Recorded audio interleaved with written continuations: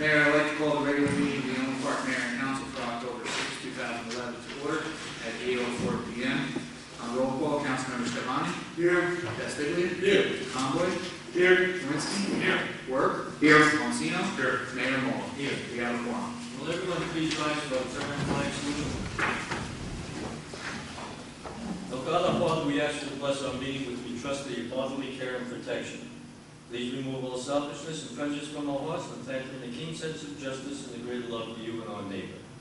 Guide us in our deliberations so our decisions will always please you and bring peace and happiness to our community. Amen. I pledge allegiance to the flag of the United States of America and to the republic for which it stands, one nation, under God, indivisible, with liberty and justice for all.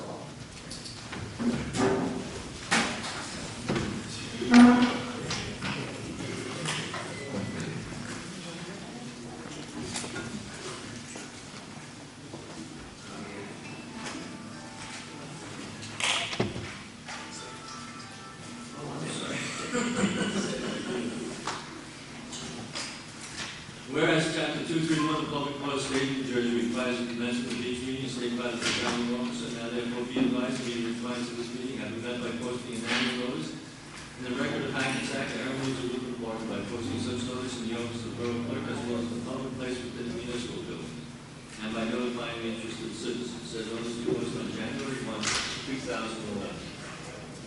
Mayor, this evening under the approval of minutes, we have a regular meeting of September 15, 2011, the executive session of September 8, 2011, and the executive session of September 22, 2011. May I have a motion for all three, please? Second. Mr. Catamani, Mr. Conboy? Any discussion? All in favor? All I have to say on 15. Okay. Anyone else? All in favor? Aye. Opposed? No. Mayor, this evening under ordinances on first reading. Mayor, Microphone. Thank you. Mayor, this evening under ordinances on first reading, we have resolution 268-11, introduce 11-14 on first reading. Be resolved that an ordinance entitled an ordinance to amend Code of Borough of Elmwood Park entitled multiple dwellings from passed and adopted on first reading. Be resolved that a final hearing on said ordinance will be heard in the municipal building on Thursday, October 20, 2011 at 8 p.m. or soon thereafter as may can be heard, at which time and place all persons interested in said ordinance can be heard. Be it further resolved that the Borough Clerk he is hereby authorized to advertise in the legal newspaper a notice of introduction and final hearing as required by law. Is there anyone in the audience who wants to be heard on this particular ordinance? Okay, no motion. Okay, no sir. Need a motion? Call the roll. Motion, please. Moved by Mr. Monsino. Second. Second. Tigley. Any discussion? Call the roll. On roll call, Councilmember Scarpani. Yes. Castiglia. Yes. Conboy. Yes. Lewinsky. Yes. Work. Yes. Monsino. Yes. Motion carries. Resolution. Excuse me, no, this ordinance, approved at the next reading, indicates that any multiple dwellings over 150 units were required to have security. Resolution 269-11, introduce ordinance 11-15 on first reading. Be resolved that an ordinance entitled an ordinance to amend the code of the Borough of Elmwood Park entitled licensing business regulations be passed and adopted on first reading, and be resolved that a final hearing on said ordinance will be heard in the municipal building on Thursday, October 20, 2011 at 8 p.m. or soon thereafter as same can be heard, at which time and place all persons interested in said ordinance can be heard. Further resolved that the Borough Clerk being he is hereby authorized to advertise in a legal newspaper a notice of introduction and final hearing as required by law. Motion, please. Mrs. Chalinsky, second. Mr. Catamani, any discussion? This particular ordinance puts on a $25 administrative fee for any cars being towed within the borough. That money will be paid to the town. Call the roll, please. On roll call, Councilmember Scarpani. Yes. Castiglia. Yes. Conboy. Yes. Lewinsky. Yes. Work. Yes. Monsino. Yes. Motion carries. Resolution 270-11, introduce ordinance 11-16 on first reading. Be it resolved that an ordinance entitled an ordinance to amend the code of the Borough of Elmwood Park entitled Administration be passed and adopted on first reading, Be it resolved that a final hearing on said ordinance will be heard in the municipal building on Thursday, October 20th, 2011, at 8 p.m. or soon thereafter, as same can be heard, at which time the placeholder for persons interested in said ordinance can be heard. Be it further resolved that the Borough Clerk be, and he is hereby authorized to advertise in a legal newspaper a notice of introduction and final hearing as required by law.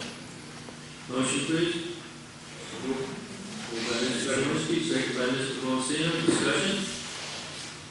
Ladies and gentlemen, this ordinance is just updating the fees we charge for taxis, limousines, raffles, things of that nature, as of the towns are doing.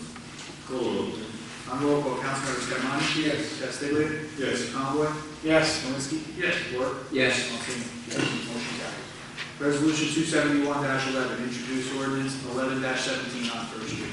Be it resolved that an ordinance entitled a bond ordinance to authorize the undertaking of various water main projects in by and for the water utility of the Borough of Elmwood Park in the County of Bergen, State of New Jersey, to appropriate the sum of $340,000 to pay the cost thereof, to authorize the issuance of bonds to finance such appropriation, and to provide for the issuance of bond anticipation notes in anticipation of issuance of such bonds, be passed and adopted on first reading. Be it resolved that a final hearing on said ordinance will be heard in the municipal building on Thursday, October 20th, 2011, at 8 p.m. or soon thereafter, as the same can be heard, at which time and place all persons interested in said ordinance can be heard. Be it further resolved that the Borough Clerk be, and he is hereby authorized to advertise in a legal newspaper a notice of introduction and final hearing as required by law. Motion, please. So moved. Mrs. Castiglia? Second. Second, Mr. Word. Mr. Clerk, would you give us a short synopsis of that? Mayor, this is a bond ordinance that will be funded through our water utility. We have various improvements that are going to be made in the municipality, beginning with Columbia Street between Elizabeth and Florence Place. The installation of 150 linear feet of 6-inch water main at the price of $16,000. This is a result of the Department of Public Works locating a water main break on Florence Place, discovered that there is no water main loop connection for Columbia Avenue from Florence Place to Elizabeth. So we are proposing to install this, and there will be 2 valves to the loop to the water main area. So this will be a major improvement for that section of the municipality. In addition to that, we have a Market Street water valve repair in the amount of $400,000. This is near the railroad crossing. And we also have a water main bypass along the railroad track at Main Avenue near Williams Lane, and the cost of that is going to be $150,000. So these are water main improvements that have been targeted by the borough engineer and by the DPW superintendent as being needed to correct some of the issues that we have with our water system. Thank you. Any other discussion? Call the roll, please. On roll call, Councilmember Scarmani? Yes. Castiglia? Yes. Conboy? Yes. Zelinski? Yes. Work? Yes. Paulson? Yes.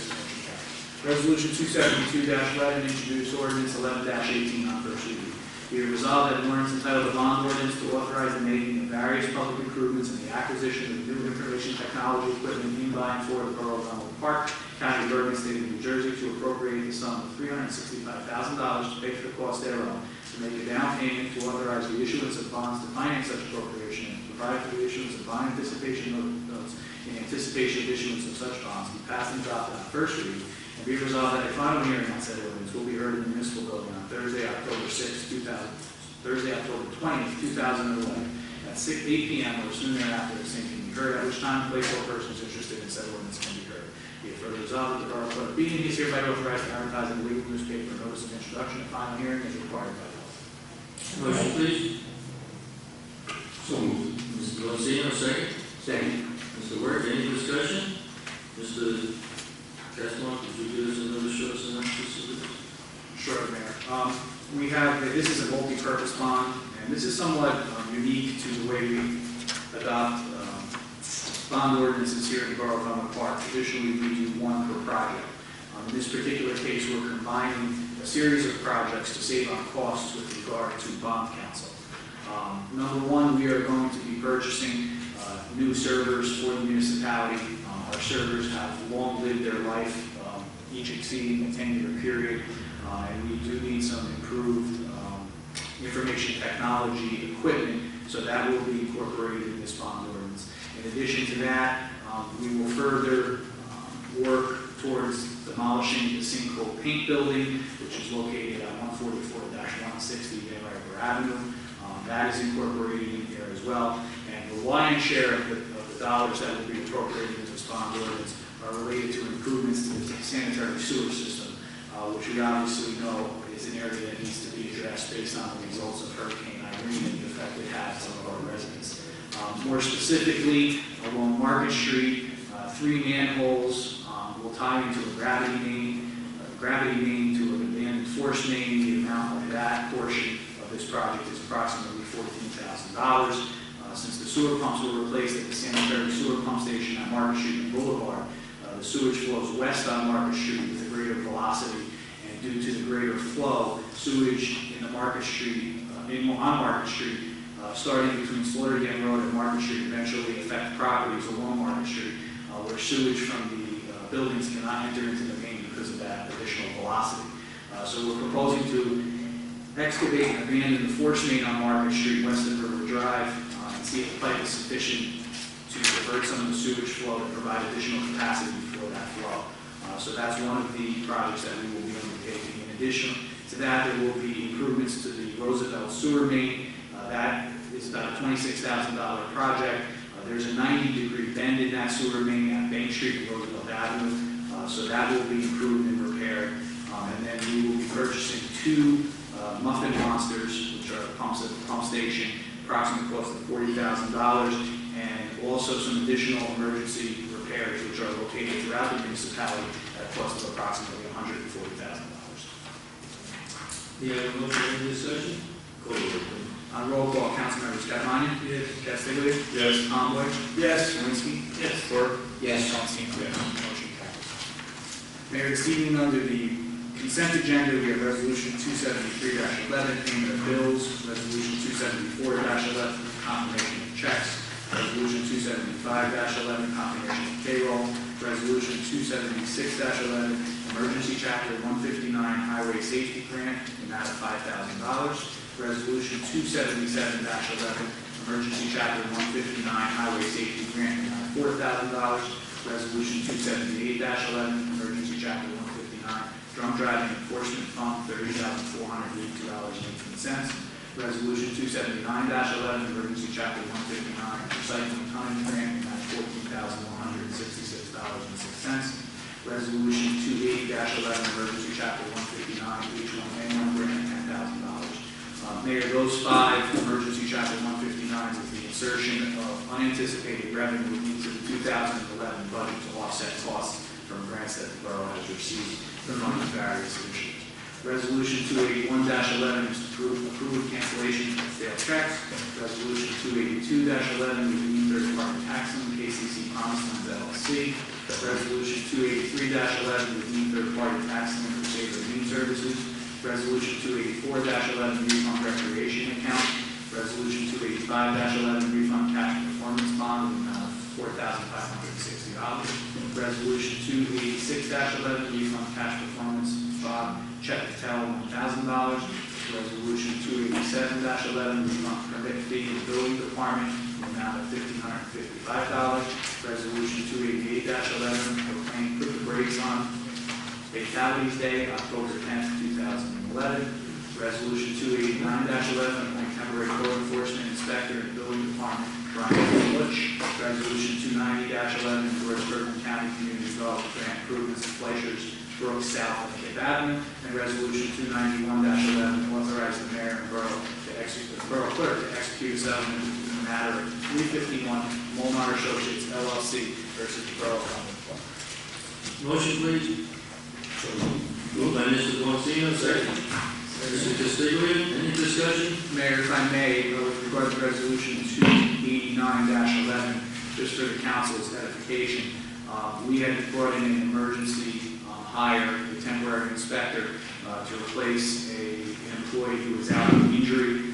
That temporary employee that we hired probably a month ago has tendered his resignation. He's accepted full-time work in another municipality. So this is a replacement of the replacement, so to speak. But we will still only have 1 part-timer in there until the return of our full-time inspector. Thank you. On Resolution 290-11, endorse Bergen County Community Development Grant improvements at Fleischer Brook, south of Kip Avenue. This is Fleischer Brook. We're currently repairing a culvert on Van Riper Avenue, which will improve the flow of water in Fleischer Brook in the middle of town. Now we're going for a second community development grant. That was not a community development grant. The county is paying for that, $700,000 for that. This is to improve the flow of water south of Kip Avenue. Kip Avenue is the last street in Elmwood Park, just north of the Garfield line. And we're going to widen that brook so that the double barrel of the culvert was put in maybe 35, 40 years ago, can have a greater flow of water going through it and use both barrels and not get silted up the way it does now. We have the county come in and clean that portion of the brook every 6, 7 years. They come in, they have to take the railings off, they come in with equipment, and they clean it out. Hopefully with this kind of money that we're putting in, moving toward Garfield, we'll increase the flow of water and we won't have to back up in the brook as we sometimes have now. When this is done, we will be contacting Garfield and see if we can get additional community development money in conjunction with Garfield so that maybe both towns can go together and we can have that entire portion of the brook between Kip Avenue and what is called the Lancer Avenue diversion. That diversionary line or pipe goes from the Fleischer Brook all the way out to the Safe River, and that was put in over 40 years ago, eliminated any flooding in Garfield, and we want to try to connect that area now with Garfield so that we have clear flow between Kip Avenue and that diversionary line, which is a extremely large, it's 20 feet pipe that goes through there. This is in conjunction, as I said, with the Van Riper Avenue culvert, which is being repaired now and replaced, and that is the last of all the culverts that we have to be replaced by Bergen County. Call the roll, please. Roll call on the consent agenda. Councilmember Catalani? Yes. Castaglia? Yes. Conboy? Yes. Kowinski? Yes. Work? Yes. Valencia? Yes. Motion carries. And Mayor, under applications, we have the VFW Post 5084 instant raffle for the reader of the minutes. Motion, please. Mr. Kowinski, second. Mr. Work. Any discussion? Call the roll, please. Roll call, Councilmembers Catalani? Yes. Castaglia? Yes. Conboy? Yes. Kowinski? Yes. Work? Yes. Valencia? Yes. Motion carries. Committee reports? Mr. Yes, Mayor. Two things. I had one. Last week was back to school and last Thursday. And there was a lot of parents show up. I see more parents have come lately than ever. This time was a back to school night. There's a drama teacher, middle school, one class. And you can't believe it. Cars parked all the way right by my house. There were people all over. And look like things getting done. Parents that show they care for their kids more than ever. And it's good participation of parents and the students. Also, I've been walking, campaigning, trying to walk, I'm learning from you. Maybe I don't know what you do, but I like to walk. I hear a lot of people complain mainly about sewer backup. It's all over. And people are desperate now. And actually, then I attended a meeting at the high school last Monday, and there's a lot of concern. Maybe we should really talk about it. I know something's going on now, but we should really help, because nobody wants to be in those conditions. I feel sorry for all of them. So let's do something about it. Let's be really involved. The county, the state, whatever it is, okay? That's all I have for now, and then, hey, go on the state, that's all from here. Happy to go on the state. Thank you. I'd just like to comment that we had the first reading of an ordinance which will help us with the sewer. And I also want to comment on repairing the sewer lines. Over the years, we've replaced or put the sleeves into the sewers on Orchard Street, Old Orchard Street, Lily Arch Lane, Gilbert Avenue, Main Street, all of Franklin, Spruce, the main section of East 54th Street, and all of the boulevard. So over the years, we've been putting sleeves in or replacing sanitary sewers on all those streets. So we have been trying to keep, and that's all with community development money. So we are working with that, and there's an article that was in the Bergen Record today about all the communities that are having problems with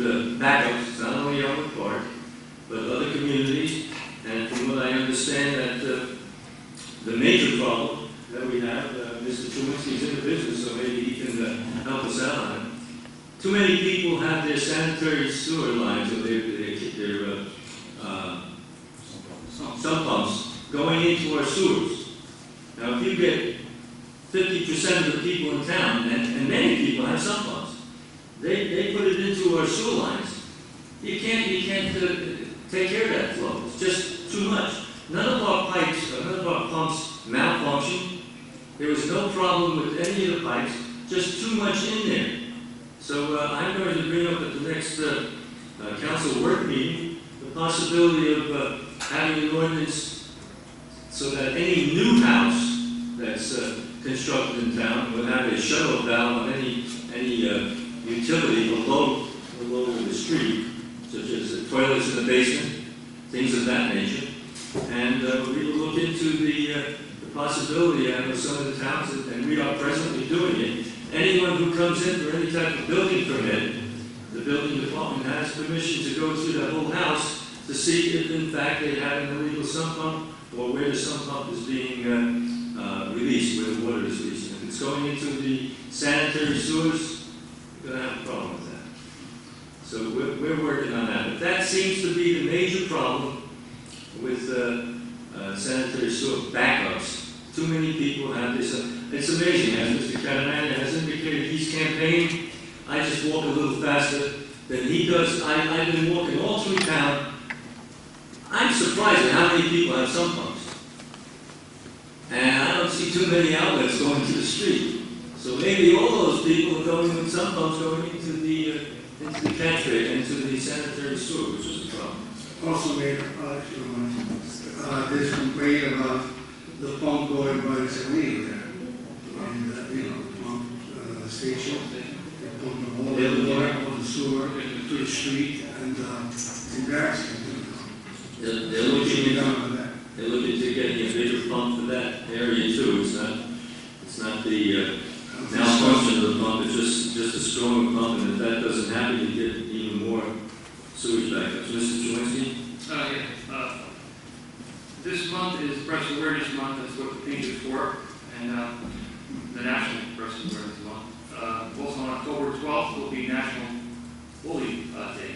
We're supposed to wear orange. That was at the county meeting last night for all interested parties. It's funny Frank mentioned about the flood problems and everything. The county has a committee together under Chairman Driscoll. We put representatives across the county with various people from various towns. That is meeting actually on the 17th of October at the county. It's open to the public. It's around 7:30. You can check their website. There will be state senators, congressmen, and everybody else there to voice their concerns. They're trying to get a major handle on all the towns acting together to improve the flood conditions, which they will be lobbying Trenton and the U.S. government. But I urge you all to attend. Anybody who has complaints and some insight into flooding.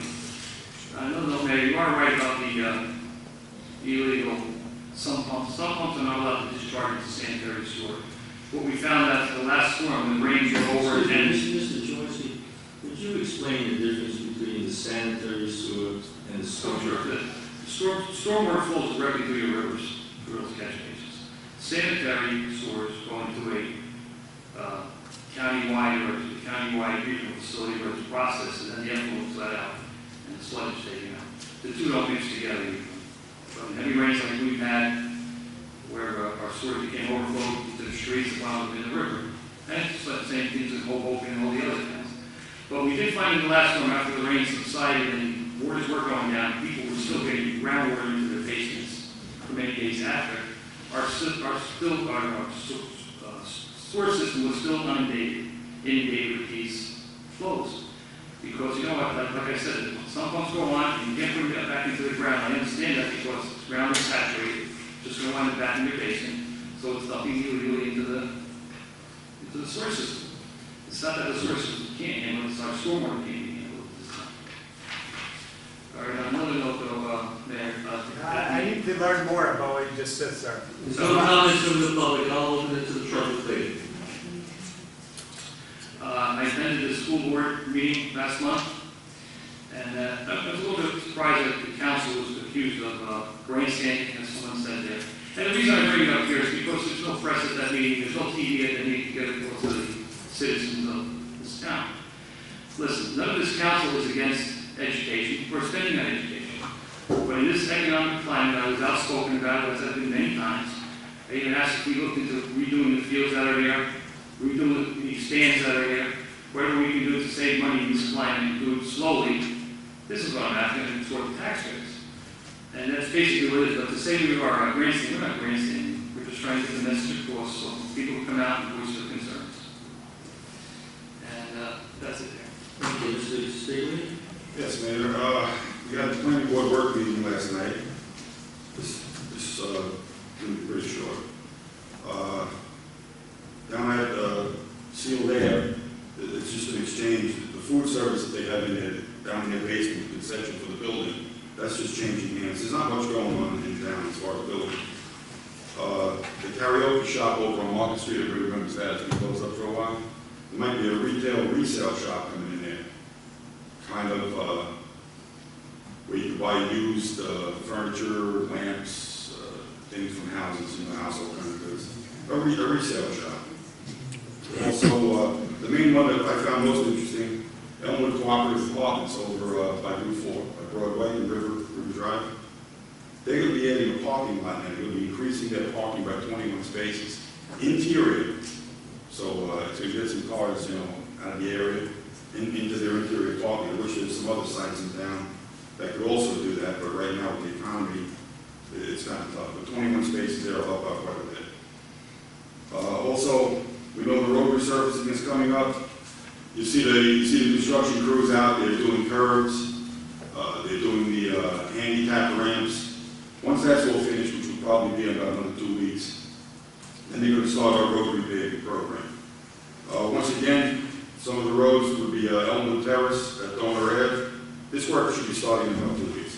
Iosha Terrace, 14th Ave, Real Street, Cadmus intersection, Caruth and Garvey, Fournier Crescent, Roth Street, Cadmus Avenue section, Fournier Crescent and the Cadmus Avenue section, intersection, Roosevelt Ave, Bank Street, Stefanik Ave, Meyer Street to Midland Avenue, Godwin Avenue will get some work, Hamilton Avenue intersection, Florence Place will get part of it done, East 55th Street will get some of it done, Stefanik Ave, the ramp by Route 46, and Ackerman Avenue is going to get some crack sealing done. So like I said, this should be starting in the next 2 weeks. So be patient and we'll see if construction goes out. Thank you, Mayor. That's it. Thank you, Mr. Ward. Thank you, Mayor. The Elmwood Park Health Department will continue to offer the free adult consultation child health care clinics. The next date for the next adult consultation clinic will be held on October 18th, which is a Tuesday morning from 9 a.m. to 11 a.m. in the private clinic room municipal building. The next two child health care clinics, which also includes free immunizations for the infants up to 18 years old, will be held on November 3rd, Thursday morning from 9:30 a.m. to 11 a.m. and on November 7th, Monday evening from 5:30 p.m. to 7 p.m. And just let you know, pediatrician and registrars are on site. And this clinic is by appointment only. The Elmwood Park Health Department continues to offer free vaccines from the AR program. They only have 2 vaccines available right now. The 2 vaccines that are available are Menaxtra, which is a vaccine used for prevention of meningitis, and the Tdap, which is prevention of tetanus, diarrhea, and whooping cough. As you know, the flu season is starting, and the seasonal flu shot clinics will be held on October 18th from 9 a.m. to 10:30 a.m. and also on November 1st from 7 a.m. to 9:30 a.m. The flu shots are $25 each or free with a proof of Medicare fee coverage. The free tetanus shots will also be available on these dates. The Elmwood Park Board of Health will be also holding another CMAC blood testing clinic on November 1st from 9 a.m. to 11 a.m. for all residents. Pre-registration is required. For a fee of $30, you can receive your comprehensive metabolic profile. Additional screening can be performed at a clinic, an additional fee of $35. This also will announce the October 1st commencement of the Public Health Shared Service contract with Saddlebrook. It is official. Saddlebrook Mayor and Council signed off. Also like to welcome Saddlebrook residents to our free clinics.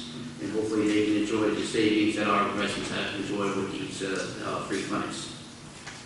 And just to give you a little breakdown, the Elmwood Park Health will save in excess of $50,000 with the shared service agreement, along with taking, and with the shared service agreement, and along with taking additional responsibilities by performing the food inspections in town. So we're looking for a nice little savings there.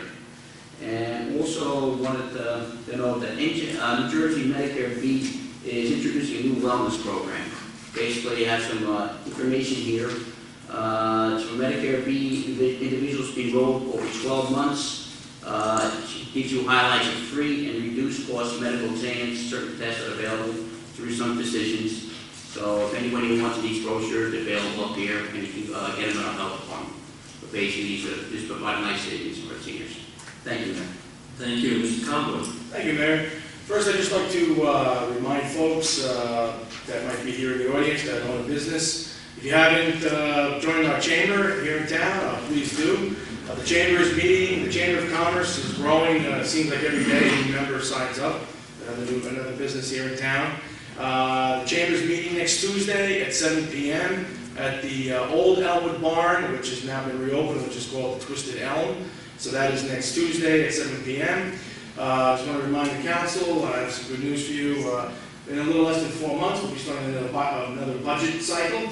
So get your calculators and get ready to go. Our CFO is trying very hard to try to get a sneak peek at whatever might be up the Trenton's sleeve this budget season. You know, of course, we've got cap restrictions and all kinds of things. And as we continue to, as a borough, as you've heard me say so many times, we continue to maintain services with having to do with less.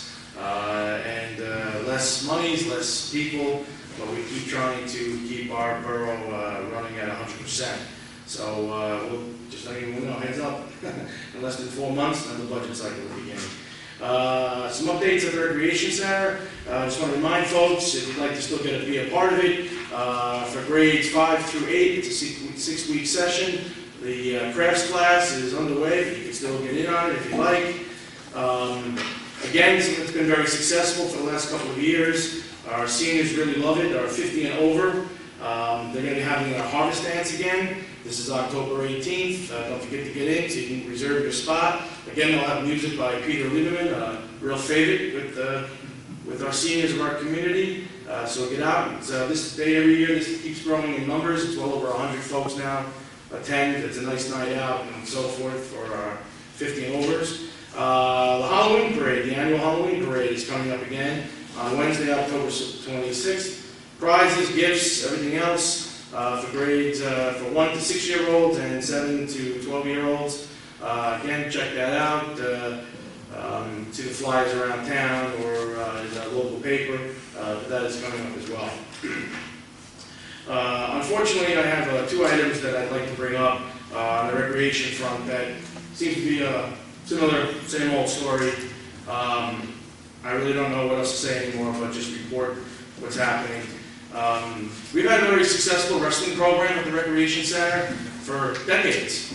Historical families have been a part of it, of the town here, wonderful families of wrestlers and so forth. We have a great banner that hangs up at the Rec Center that shows their great achievements that's in the Wrestling Hall of Fame.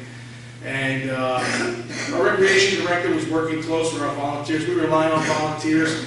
There was an article in the record, I believe it was 2 weeks ago, and it was about Ramsey. Ramsey has unbelievable sports teams, always very competitive and so forth. And in the article, the folks that were in the article went on to say that they indicated that all their successes, as the children get older, will start at the recreation level. The men and women who volunteer at these programs to make these, to give these children a great athletic experience. And we keep the scene going, a battle with our local BOE on duplication of services. I don't understand what's going on. I hope that there's some light at the end of the tunnel. I saw some emails today. But our recreation director reached out to our volunteers at wrestling 2 weeks ago, and we were told, hey, yep, we're all set, we're going to meet. We are already making strategic plans to find new sites for wrestling, to have them have a spot to go to in case it didn't work out with the high school. And lo and behold, we find out the wrestling program now has been snatched up by the school system. And it's really hard to compete when you promise those individuals brand new uniforms, which we bought them new singlets 3 years ago, warm-up suits, practice time at no cost, and free buses to all the matches. You know, nothing there is free, folks. All of you that are sitting in here, whether you agree with me or disagree, we're all from Elmwood Park, we all pay for that. 68% of your tax bill goes to the education here in this community. And not all 68% of that all goes to education, obviously, there's other line items and so forth. So when they say it's free, just like the Bomber program, it was a great run, independent program for years. Mrs. Shama is the mother of Bombers football. That's now under the school's direction again, free. Nothing's free, everybody has to pay for it. What I find upsetting about it is that apparently back in May, the athletic committee met from the Board of Education, and they decided to make this move. When we reached out to our volunteers, they knew nothing about this. And then we reached out again, and they said, oh yeah, now we're going with the school. Why wasn't a phone call made? You know, you say there's even some folks here in the audience from the Board of Education. We need to work together, we need to work together. Why no call? Why not say, hey look, we're thinking of doing this. Can we work together? And you know what? If there's people that you don't want to work with other people then. But, you know, no working together. I'm really hoping that this next item is going to resolve itself. Our basketball program, our recreation program, which is very, very successful, has turned out some really wonderful basketball players over the years. And it's a great experience for those children who just want to enjoy playing basketball. We received notice from the Board of Education that if we want to use the facilities, it's going to cost us, if we keep the same, if everything stays equal, and we keep the same time periods that we had last year for the teams that we have, it's going to cost the children who play $9,000. That's how much they want to charge us. $40 an hour for the janitor who's already there. And then we have to have a proctor that's going to watch over it. You know, for many, many years, I remember going decades, prior to me, they've been doing this and there's never ever been a problem. So I hope, I understand, again, I saw some correspondence today that there might be some wiggle room there to relieve that hardship. I just don't understand it. But anyway, that's on that front. And just on a personal note, I just want to congratulate one of our own hometown heroes here. I want to congratulate the Nova family and Gary Nova and all the success that he's having over at Rutgers. I hope he continues to have it this weekend against Pitt. Wonderful family here in town, and well up to Gary and his family as they enjoy this experience. Thank you, Mayor. Thank you, Mr. Conway. Mr. Vonsin. Yes, thank you. A couple of quick points. We continue negotiations with the PBA on their contract that is set to expire at the end of the year. We're working through some final reviews of the contract, so we hope to get back to meeting with the PBA probably sometime in November. The Elmwood Park Ambulance Corps is having their haunted house on Sunday, October 30th, and Monday, October 31st, 6 to 9 p.m. at the Ambulance Corps building, and that's located at 236 South Avenue, in town. So please go out and support them. They put on a really haunted house. At our last meeting, our last public meeting, a resident, Mr. Nestori, I don't see him out here, but maybe he's watching on TV. In the public comments, he questioned the charges that go to the Passaic Valley Water Commission. Specifically, he stated that Elmwood Park spends in excess of has spent in excess of $19 million since 2006 on sewage charges. And he postulated that the poor conditions of our sewers are resulting in infiltration and thus increasing our costs unnecessarily. He proposed that Elmwood Park consider an inspection and repair program that he estimated would reduce costs by 25%, and the town would realize a payback in 2 years. He asked me personally at the meeting to review that and see if I concur or not with that. And I asked him to fax me the data that he had, and he did. He had our offices produce the invoices since 2006. And indeed, they do add up to in excess of $19 million, as he stated. But when you review the data, you realize really quickly that we don't pay Passaic Valley Water Commission $4 million a year on sewage. Essentially, 2/3 of those dollars are generated by Markel, and Markel pays us back for that. We pay the bill from Markel. And so Elmwood Park pays, if you look at this data, on the upper right-hand corner, this is what Mr. Nestori presented, and this is the total invoice that goes to Passaic Valley. This is the breakdown or allocated cost. Red is Elmwood Park and blue is Markel. So you look pretty consistently, $1.3 million a year goes to Passaic Valley from the borough. And that's pretty flat. So $20 million does not go to Passaic Valley from Elmwood Park, but less than $8 million. So there's a little bit of a disconnect in terms of what the costs were. I questioned him last month about how he came up with the 25%. I tried to look at, seeing if I concurred with his analysis of what the payback might be. So I started to ask myself what influences the cost, the sewage costs. And our bill breaks down as follows. One is volume, the number of gallons that go through the meter. The second factor is biochemical oxygen demand. And what that is, that's the amount of oxygen that is required for the microbes to eat the bacteria. So the higher that level, the more oxygen is needed. So there are costs associated with that level in our sewage. And the final aspect is total suspended solids, and that's a measure of how dirty the water is. And to my surprise, the major contributor to the cost of sewage is the oxygen demand. Second most is suspended solids, so that's 85% of the cost of those two items. Volume only accounts for 15% of the cost of what we pay for sewage. So, right there, the premise that infiltration is resulting in this significant cost of the borough, it doesn't seem to align. And of course, the pricing, how much we pay on an annual basis to Passaic Valley for each of those three items plays into it. So I tried to assess the extent of infiltration, and that has to focus on volume, the increase in volume.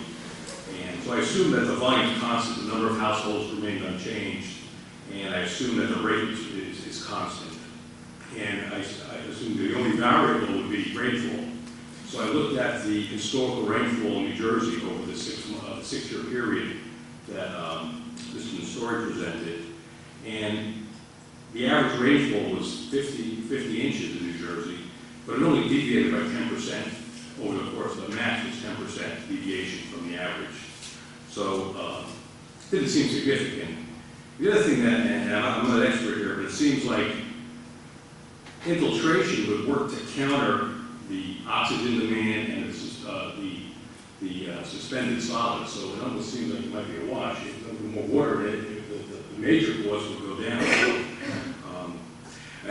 You can't see this, but essentially, what I did, I looked at our costs over this 5 years and the rainfall, and I plotted the best fit curve, and there's no correlation with rainfall at all. It's uncorrelated.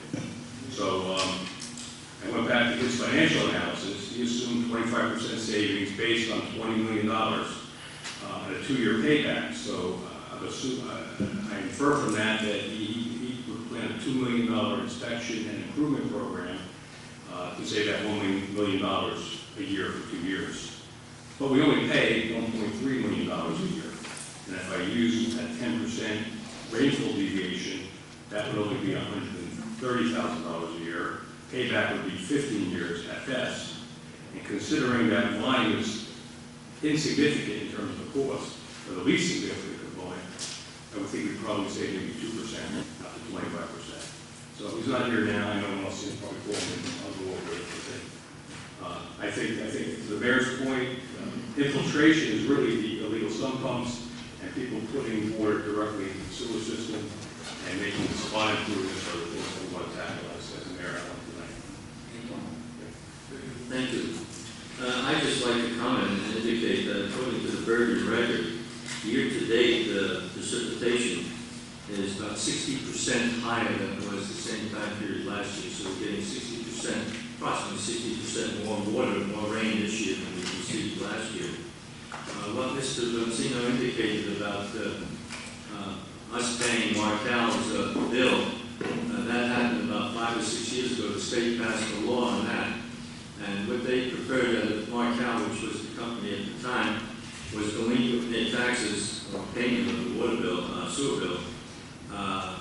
They would prefer to have us pay it right on time, and they have their money. So they set up a law that said we had to pay, and then if Markel was delinquent, we could get interest from them. And I was concerned about that because I said people are going to see and say we have tremendous infiltration into our water, and that's where it's all going. And obviously, Mr. Boncino proved that tonight. People are coming back saying we're paying too much for our sewage, and it's the same amount that Markel's been putting in there, except now we have to pay it, we have to take care of the burden, and we have to supply the money. It was unnecessary. Markel was doing that before without any problem. I did have a meeting here with Mr. Everyone was invited, but Mr. Casmark and I were at the meeting with representatives from the State Assembly office, State Senate office. Congressman Pascal sent his chief aide over, and we discussed the problems of the flooding here. I'm not mentioning anything they said. They're looking into it, they said. In fact, one of them indicated that Patterson, if they had to do all the pipes in Patterson for infiltration, would cost, I believe they said $30 to $40 billion. So if they went in and did all the work on their pipes, it would cost $30 to $40 million. The cleanup of the Passaic River, the dredging of the Passaic River, they were concerned about that because if they start dredging it, they don't know what they're going to dredge up in the way of toxic waste or anything of that nature. So they're looking into that. It's not that easy. And if they do dredge it up and we get any increase of the flow of water, we have a dam in Garfield, Dundee Dam, which holds some of the water back, so that we have Dundee Lake, which comes back up below Route 46 and on up. If that dam is eliminated and dredging takes place, I was very surprised to hear that Rutherford and Lyndhurst had tremendous flooding down that end too. And what's going to happen from the water where Mr. Casmark lives in Woodland Park and Little Falls and so forth? That all the water comes down here and goes through us and goes down there. What's going to happen to those towns? So it's not a simple answer. They're working on it. When it's going to be done, I don't know. I do want to indicate to everybody here, anybody in the community, if they want to see a picture I have of myself and one of the councilmen that was taken in Washington, D.C. with then U.S. Senator Harrison Williams about the flood problem with the Passaic River. So we went down there and we discussed it. 1973. It was in the Senate office building, and I testified there. 1973. We're still looking at the Passaic River. As for me, as mayor, not going to any meetings, we don't border the Hackensack River. We don't border Saddle River. I've been to meetings. I've been as a freeholder for 23 years. I've been to all those meetings. The towns that are affected by it are enlisting the help of their congressmen, Bergen County freeholders, their assembly people, and that's the best they can do. We're concerned here with Flasher Brook, and according to some people who were here 2 weeks ago at our last meeting, they're not completely satisfied because you can't completely be satisfied, but the brook condition has been remedied tremendously. We haven't had tremendous flooding throughout the town because of the brook. So I have to commend our DPW, the fact that we've cleaned out all those culverts, that we're working very diligently with this, and we're still going into Garfield to clean that up. I do want to indicate that if you lived in town 30, 40, 50 years, you know Martha and Kip Avenue used to be underwater. They'd go with boats. Cars would be completely flooded. All you saw was the roofs. You had those conditions over on East 54th Street in certain areas. That has been eliminated. Are we still getting flooded? Ladies and gentlemen, 60% more rain this year. I don't know what you do. when we have these things, I don't know how you stop it. You know, I did not think that some of the New England states would be flooded, Vermont, New Hampshire. You know, I don't know where we're going with that with all this rain, but we're trying our best. I think the representatives who came here indicated that they're still looking into it, and quite frankly, I think their hands are tied because there's a tremendous financial problem with this, and I know the problems you have with the flooding and the catastrophe, people being flooded along in our town, basically Willow Street and River Road.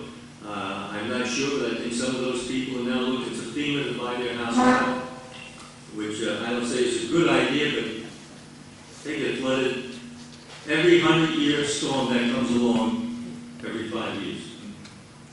So I've never seen as many black plastic bags on the street of River Road along Willow Street as I saw this year. Literally 30, 40, 50, and the DPW, not the DPW, our contractor went there, the sanitation contractor went there, cleaned it all up.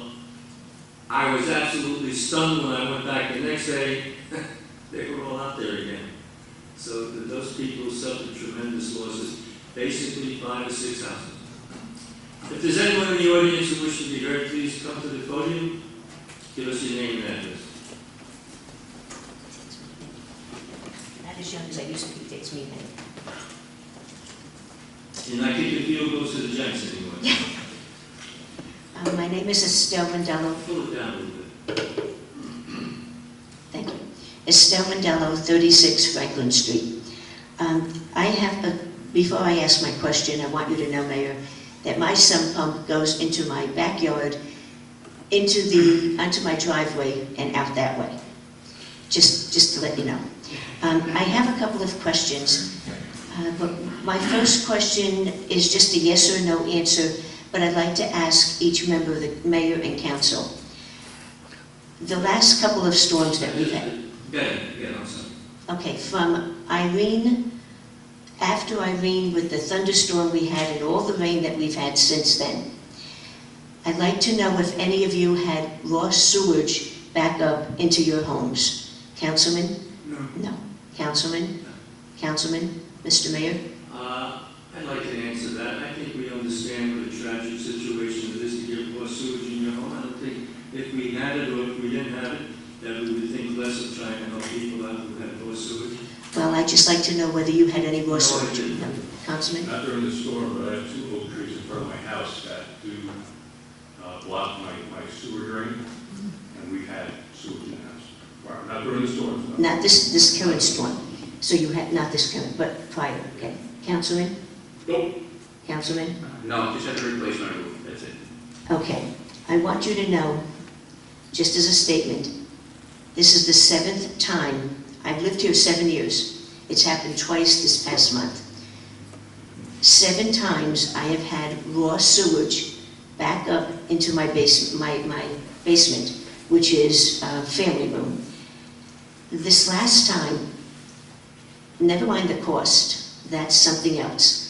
This last time, after the storm stopped after Irene, and the flooded streets went down the sewer and all the water went away, the raw sewage was still pouring into my house like a waterfall coming out of my shower stall downstairs and out of my toilet. And it did so for a couple of hours. There was just no way of stopping any of it. I take care of my 92-year-old aunt. The thought of other people's diseases coming into my house through raw sewage is unacceptable, and it terrifies me.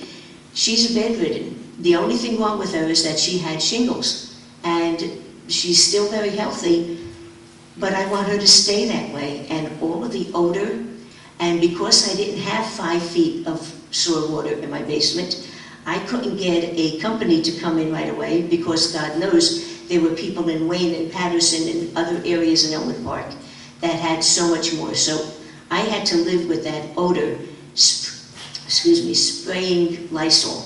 So unless you have had sewer water into your houses and into your homes, you really don't know what it's like. Just the other couple of questions, Mayor. You indicated that, I can't remember when you said it, you said it this evening, but that sewer pipes over the course of years have been upgraded, and you mentioned Franklin Street.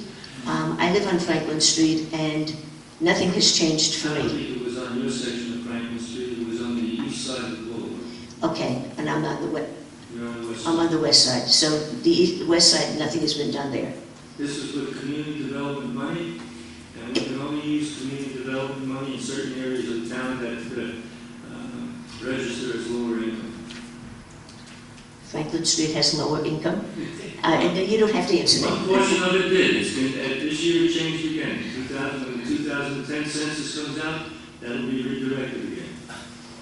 Okay, and my last question is, you indicated that we're going to be getting some money to fix the sewers. You've applied for bonds or community grant. Can you tell me when that's going to start working, or when you will start working on the sewers? Mrs. Casmark indicated that this is the first reading of the bond issue for the pipes and the pumps. Okay. So that's what we're doing. We're doing the pumps at this point. And there's one pipe that's not being used, and that's going to be brought back into play. Through you, Mayor, when the project will commence will really depend on how severe this winter is. I'm sorry, how severe? How severe this winter is. Gotcha. We introduced tonight, we'll adopt at our next council meeting, we'll have a 20-day stop period. When anybody wishes to challenge the ordinance to do so, we can't move forward until that process is complete. At that point, once we've reached that, we will then go out to bid on the various projects, advertise for 10 days, solicit the bids, and award them. So depending on if we have a mild winter, the work could begin over the winter months, but it's going to really depend on what the weather is like. So for these past several years, nothing has been, has anything major been done to work to alleviate the sewer problem? I know there have been small things done, but none of it has affected Franklin Street or any of my neighbors. This is major, getting all these sewers cleaned up in the borough. Is major. No, and the pumps that we're planning to do is major. No, I One of the understand. problems that we have now is this storm is just beyond what we can handle. No, I understand that, Mayor. I didn't mean, I know this is major. I wanted to know, but last year we had major storms, and the year before we've had major rainstorms. And I've lived here for 7 years, and we've had 100-year rainstorms every year. I know that you have no control over that. I understand that. And I accept the fact that rainstorms and thunderstorms and tropical storms and hurricanes are an act of God. But the problem with the raw sewage backing up into our homes is something else, and that really needs to be addressed. We have an interest. And through you, Mayor, when I arrived here in 2007, I came in about halfway through, well, I shouldn't say halfway through, I came through with the paperwork end of it being complete. But we undertook the largest sewer improvement project that may have been done since the sanitary sewer was installed in this town along River Drive. That project was quarterbacked by T&M, the previous engineer, and that allowed new lines to be placed along River Drive, which allowed velocity, and you heard me reference that tonight when I described the sewer bond ordinance. That allows the sewage to be taken out of the municipality at a much more rapid pace than it was prior. So that specific project actually enhanced the sewage being taken out of the community. Had that project not been undertaken, I'm no engineer, but I would speculate that the effects of this Hurricane Irene could have been a lot worse if that initiative wasn't undertaken back in 2006 and 2007. It just occurred to me to ask you this other question. The new apartments that are being built on River Road, how is that going to affect the sewer problem that we have? It shouldn't. It shouldn't. All the information I have as to what they're doing, putting pumps in and everything else, it shouldn't affect it. And through you, Mayor, that is going to hook into the project that I just referenced. Okay, so that is going to be okay, but we don't know when, and I'm only concerned with Franklin Street, obviously, but I am concerned about everybody. But that's not going to alleviate the problem I have. If we have another couple of heavy rainstorms and we have a heavy snowfall, and we have more rain next year with another hurricane, I still can expect sewer water. May I make a suggestion to you? Yes? Okay? And it's going to cost you financially. But walking through town after the rain and the hurricane, people are getting water in their basements, just coming up from the middle of the floor. They're talking about getting cell phones, they're talking about getting French drains, they're talking about they don't want that anymore, so they're taking it upon themselves to do something about it. May I make a suggestion to Please. you that you look into if they have a bridge, what do they call it? Backflow preventer, put that in so that if you have sewage coming down, you have a toilet down basement? Well, Mr. Mayor? Wait, may I? Yes, please, go ahead. Do you have a toilet down basement? Yes, I do. That would prevent that from coming in. Okay, Mr. Mayor, I do have one. I didn't know I had one, so after the first time I got sewer backup, I called a plumber and I asked him to come and put that in. So he said, okay. He came and he started to put it in. He started to break through, and I already have one. And I said, well, then can you fix it because it's obviously broken? And he said, no, the fact is sometimes the force of the water holds that flap open and then it can't close. And that's the problem. And I've heard that from many people. Yeah, but the water's coming the other way. It's coming the other way. No, we don't, no, it's the force of the water coming down. I don't know technically, I'm not a plumber. All I can tell you is that I was going to spend the money to have that flap put in, whatever that's called. I already have it and it's in good working order. And it has not stopped any raw sewage from coming into my house. Okay. Okay, thank you. Anyone else who wishes to be heard?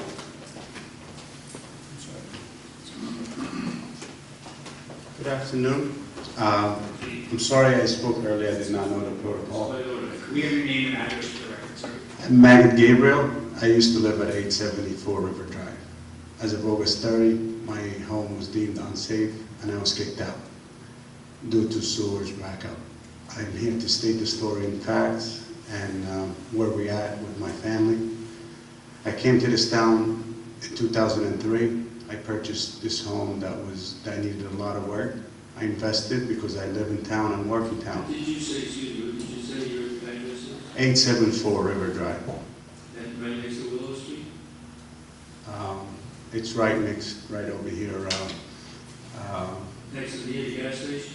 Yes, gas station, liquor store, is only 2 houses. The backyard is the river. Okay. I did not get a drop of water from the river, sir. I'm not even in the flood zone. You're not in the flood zone? I'm not. I did not get a drop of water from the roof, from the walls. Water started Saturday night while I was working. I was activated as state, I work for state response team for emergencies. I was out there and I did not know that my home was filled up by real sewage. Started Saturday night, it ended Wednesday morning. DPW kindly came and looked at it and saw that the house was collapsing. One day was worse than the day after, worse than the day after. I brought in the insurance company. The insurance company turned the call down, or the claim down. Sorry, I'm not a public speaker, so I'm hesitant a bit. They said this is a sewer backup, and you're lucky that you have endorsement of a $5,000 maximum. They gladly paid the $5,000. Next to Route 46. Yes. The beige house, right? Yes. Yes. The beige house, right? Yes. And when I came to town, this was not a good, whatever the condition was, I purchased it, I invested the money, I enlarged it, I came here for variance, I remember being in this room, I applied and I enlarged the house. I've been a very proud owner. I'm happy that I work and live in town. I have 8, 6, and 4-year-old, 3 children, 3 girls, 4, 6, and 8. And my wife, and we're very proud of living and working in town. Insurance company turned me down, $5,000 and let me go. Went to FEMA, FEMA applied some help, but it's nowhere near where the damage is. We're looking at about $120,000 on most of the work I'll do myself. Talking about putting a check valve on the line, there is a check valve on the line. But the problem is, I came to this town in 2003, never had a problem with sewer. 2 years ago, I had a problem with the sewer. I'm a traffic engineer. I understand I'm not a structural engineer, but I understand how things work. We have pressure, Mayor, at more than 1 atmosphere. I live next to the manhole on my driveway. Water was bubbling over. That's over 9 foot. Anything over 14 foot. That is 1 atmosphere. That's major pressure. Choke valves will fail. Mine did. It couldn't stop it. Now, even if I come up with the budget, and I mortgage my life, and I withdraw from my employee contribution to the pension, and I will fix the house, I need to live and not being terrified that this could happen to us again. I did my job. I'm paying my taxes, I'm paying my dues, I have insurance, everybody walked away from me. Keith kindly worked with me, showed me some documents, send in the town engineer to the house. Everybody acknowledged this is a major problem in the house, okay? I don't have the answers of what happened, but I know it happened to me, and at no fault to myself or my family or anybody that we know. I know I could not stop the toilet from rushing. It was an ocean coming through, not even a river, and I'm not exaggerating. I do have videotapes to show you if you're interested. And I can't sue the town because you're immune, and it's not fair. It's really not fair. I've done nothing. I need somebody, the town can push water through the pipe to save the rest of the town. But who's going to save me from my town? What I'm trying to say, I'm sorry I'm fumbling here. There was a pump installed in this town, okay? Somebody installed a pump to help pushing the water out when your pools get flooded. The capacity exceeds what the capacity of your sewer plant, so DBW works on an order where they turn on pumps. Scott was on my driveway when he ordered the pumps to stop to see where this where is this coming from. The minute they stopped pump number 2, and I don't know where pump number 2 is, the leak stopped. Immediately, it dropped, water disappeared. It was no problem. And Scott's answer was to me, oh, thank God it's fixed, Gabe. I'm out of here. So they thought it was some sort of clog, and accidentally the clog went away, and now the problem was over for me. I was relieved. He left. As he was leaving, he says, okay, turn back the pump, the problem is fixed. Turn back pump number 2. He called somebody. Pump number 2 comes back on, it bubbles right up again. My problem comes from pump number 2. You want to run pump number 2, you're entitled. You paid for it, you're trying to save the town. But you can't drown me while you're running pump number 2. I don't know, how are you going to do that? You need to do it, save the town, but you also need to save me because I'm part of your town.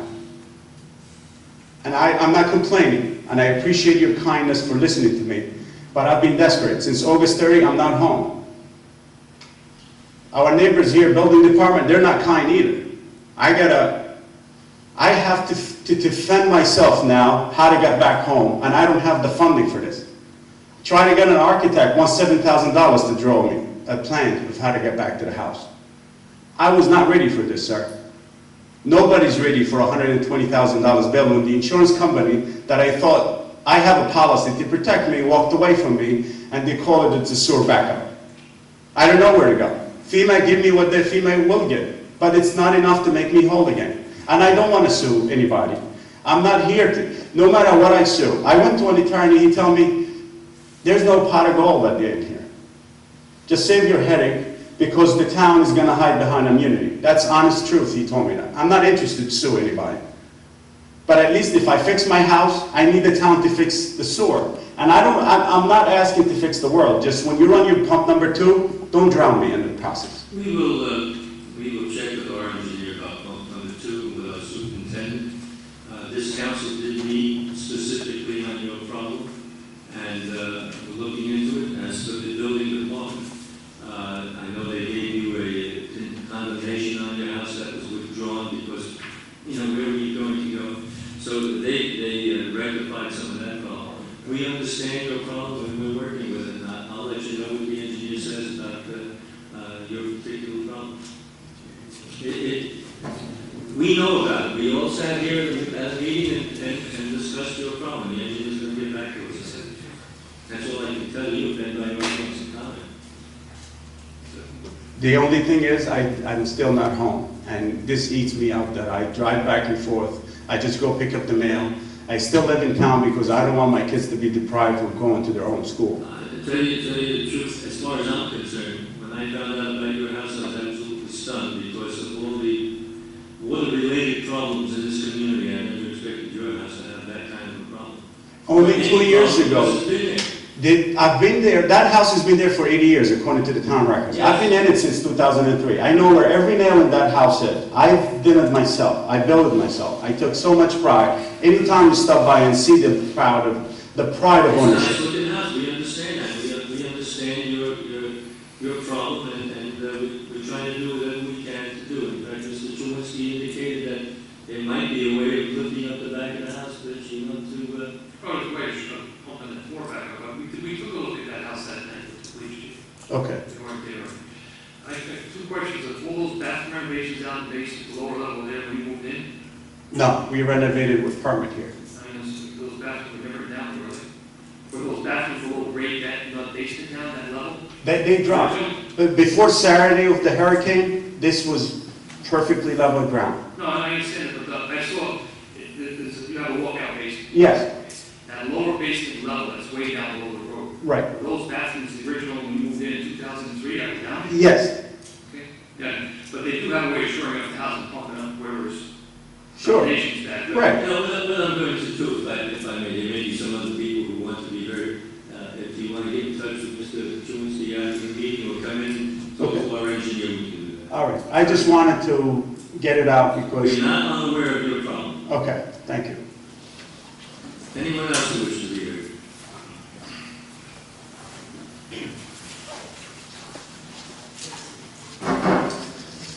Good evening, Richard Rudman, 1 Paul Court. First, in hearing Mr. Boncino's analysis of the sewer issues with the Sewage Commission and how much water actually is coming out, I think you did a very good job. Just the question I have is, do we know how much Markel is actually putting out? I don't, No, do we know from a volume point of view? from a volume point of view? Yeah, that data is on their invoices. Volume and then the two factors that I mentioned, DOD and PSS. Right, so that is a wash then, really, when they pay us. Right, yeah, that's come out of the calculation. Okay. You seem to indicate that the payments that the town is actually making, aside from Markel, is relatively constant. Doesn't this kind of dispel the idea that all these sump pumps are pumping into the sanitary sewer? There's really no way to calculate the infiltration. So you look at volume, I just look at cost and how consistent it was. And part of the issue with looking at the sewer charges is it's prorated, so it's scaled. So if there's less volume, you pay a different rate. So it's hard to get an apples to apples comparison. So I tried to just make something a variable and what the effect would be. It wouldn't be 25%. Yeah, well, I can't comment on that. But the point is, why can't we deal with volume when we're talking about this? And can't we compare the amount of water that is being billed to customers in Elmer Park and see how much volume is being brought in, fresh water, and how much is going out as sewer water? Can't do that because some people water their lawns. Some people It still gives you an idea of how much is coming in. And people don't water their lawns in the fall, in winter time. So that's what I'm going to do is look at those actual invoices and look at the line. I don't have that data. I'm going to try and collect those invoices over the course of the 6th year and get the volume, get the actual volumes. So. right. Yeah, it's a fun kind of thing to go through, isn't it? But again, the volume is only 15% of the cost. It's not significant. So Yeah. So that's where the 25% kind of falls apart. Right. Yeah. Okay. The shopper, or the community news as it's called. Why are we running away from getting ourselves in here, other than the police department arresting people on Route 46 for DWI? Every time I pick up this paper, I see Saddlebrook. Maybe the mayor is better looking than you are, Mr. Mayor. You know, I just kind of saddened by the fact that we don't have a PR person that does the job of communicating to the community news what we're doing. Community news does whatever they're doing. Sometimes they put more emphasis on our police and the drunk driving that they bring up. I think if you go to Saddlebrook and look at Saddle River and what it does to their community, as it does to Rochelle Park, etc., that's what happens. And community news goes to 4 or 5 different towns. With Elmwood Park, it's Elmwood Park and Saddlebrook, okay, and then you have Garfield and Wallington and a couple other towns, and sometimes they put the pictures in that they have the target for taking it. What I would like to comment on is that Saddlebrook is having their problem with the Saddle River, and we didn't have that kind of major problem with Flashes Brook. So there was no need for me as mayor to put hip boots on and go into any river to do anything. We had I hate to use the words, relatively little flooding from Flashes Brook because of the work we've been doing.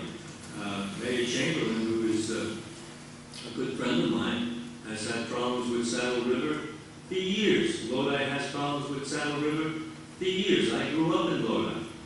I know where the ShopRite is in Lodi. It's right next to the municipal building. All my years, I've never seen water near the ShopRite or the municipal building. Water used to come in just around the Route 46 overpass. There's a hot dog place there called Panama for years. Somebody go out there and spill a glass of water, you had a flood. Now that flood is going all the way down to the municipal building in Lodi.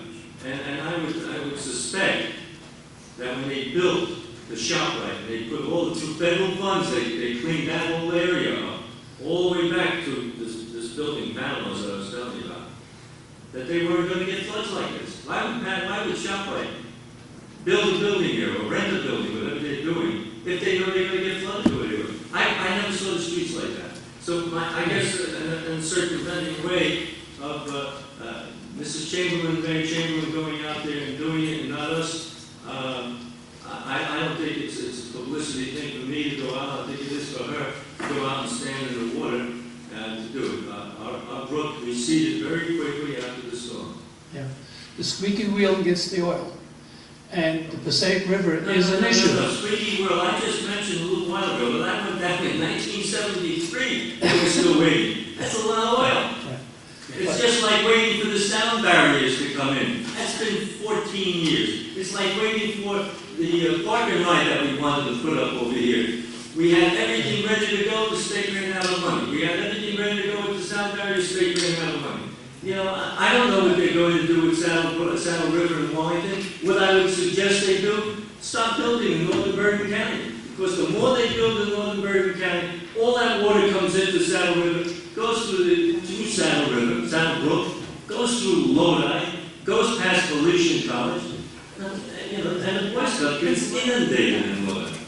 You know, I do have to commend you on one thing, though. I've offered, Mayor, how come you get your picture in the paper so often? And now I didn't get my picture in the paper because of the flood. I mean, criticized, so I don't know. No, getting back to the Passaic River, by the marina, Yes. the flooding was there again, this time when we had the rain. The boiler room at the high school, I understand, had water in it. Don't know whether that came up from the river or whether that was groundwater. That didn't come up from the river. The river didn't go that high. But it could. One of these days it could.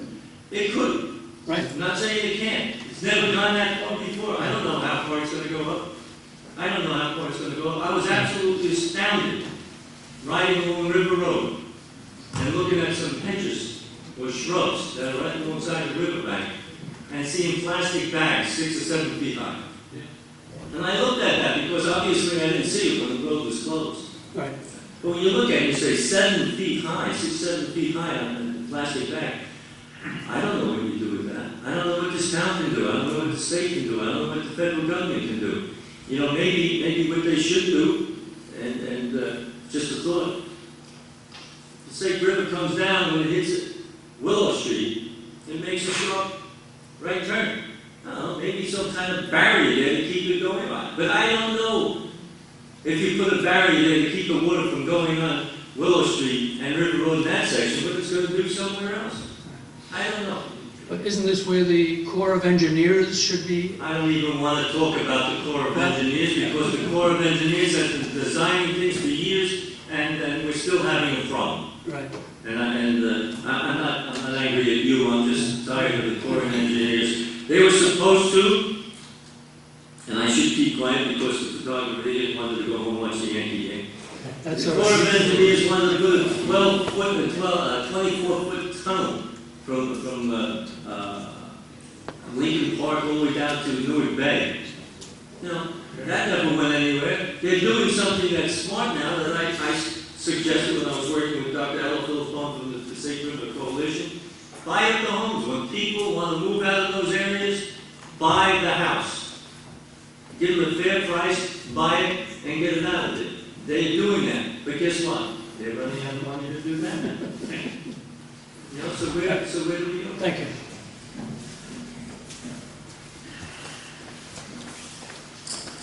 This is the tag team, right? Arlene Perna, Goodman, 1 Paul Court. I just have to say, my worries are very minor. When I hear what these people have, I mean, it is just awful. And I just feel that there's some way that something could be addressed, somehow. I mean, it's just dreadful. I mean, they can't go, they can't continue like this. I mean, I just wanted to say that I live on Paul Court, and for 42 years, we had lakefront property whenever we got rain. And yes, this time, we did not get it. With all the water, we did not get it. And the reason for that is the conscientious effort of the dredging of Fleischer's Brook. So I am very happy to see this 29011, that what you're going to do in south of Kip Avenue. And I hope that continues, but I just want to ask you to please still continue to make a conscientious effort to dredge that brook whenever it's necessary, because it made a world of difference. But what you can do for these people, I don't know. We're doing whatever we can to help them out. I mean, you can't just neglect it. Nobody's doing that. You have to listen to them. It's a dreadful thing. And the other thing is, my husband mentioned the marina. I know it was brought up to me by some gentleman that it's getting shallower and shallower, the marina itself.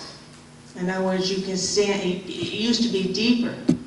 So whether this is true or not, I mean, maybe something could be dredged there, because my fear is also for the high school.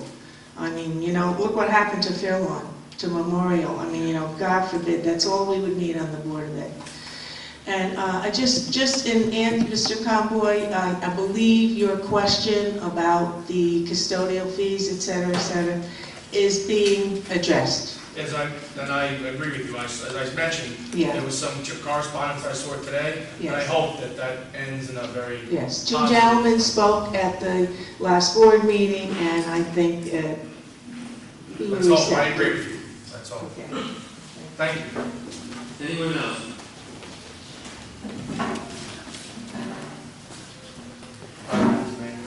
Five minutes, can you bring it up in 5 minutes, please? And then we have to change the date.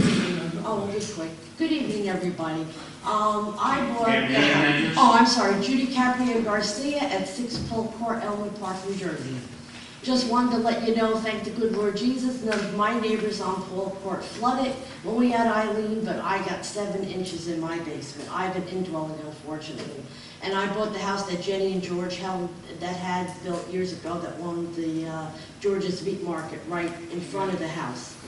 And when we had Floyd, I had 4 feet of water. And it's amazing, I can remember years back, I'm 62 now, when my aunt and uncle had the house, they didn't have water in the beginning, and then all of a sudden the years had it, and my uncle put a sump pump in, and then they dredged the brook.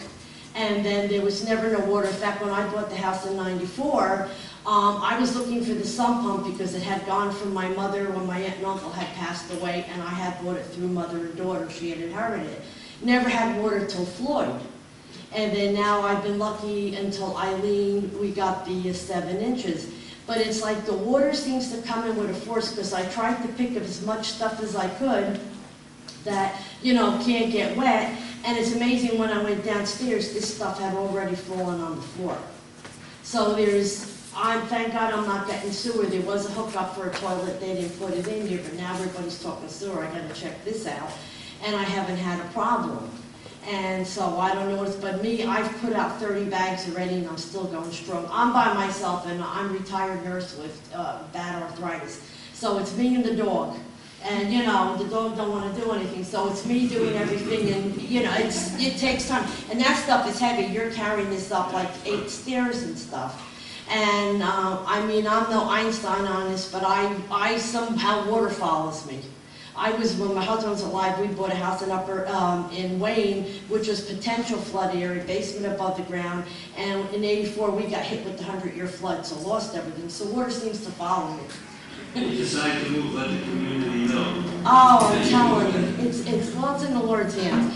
But what I'm thinking of when you're speaking of the sump pumps out, pumping out into the sewers illegally, I mean, what you're doing, opening brooks and all, that's great, but if you don't find where these illegal sump pumps are pumping out, you're still going to have this volume coming in. We're looking into an ordinance to see how we can handle that. Now, was there an ordinance before this? You know, to find out, you know, like everything I had when, I don't know if John Bonanno's in there, but when I was doing things in my house, you had to get a permit. Now, wasn't there some kind of ordinance that these people had to put in? Of course they do it. It's illegal. Illegal, do It's it, so illegal they to do put it in the pump themselves. and have it go into. And you don't even know it's theirs, but Some there should people have putting been. them in illegally. Oh, yeah. Wasn't there an ordinance, though, that when they got a permit, that they had to have somebody from, you know, the city hall to check this, that it was correctly put in, you know? If they're coming to us. If they're not coming to us, they go into the But is there any way that you can find out for the people that already have this We're illegally? looking into that. I've Yeah. already spoken to Because maybe our that code would, official about how we can handle that. yeah. And how we can find out. Yeah. He told me today, not a minute. How much is it? 1 minute. 1 minute. 1 minute. That's He told me that anybody who's getting a permit now, they have the Yeah. right to go through the whole house and see what's Yeah, happening. yeah, so maybe I can help you. Yeah, thank you very much. Thank you. I'm going, how many people want to be heard yet? Nobody? Does anybody have any questions here? Adjourn the meeting if you want. If no one else wants to be heard, I have a motion to adjourn the meeting. So moved. Second, conflict. Mr. Bozino or Mr. Word, all in favor? Aye. Opposed, so ordered. Thank you. And thank you for coming.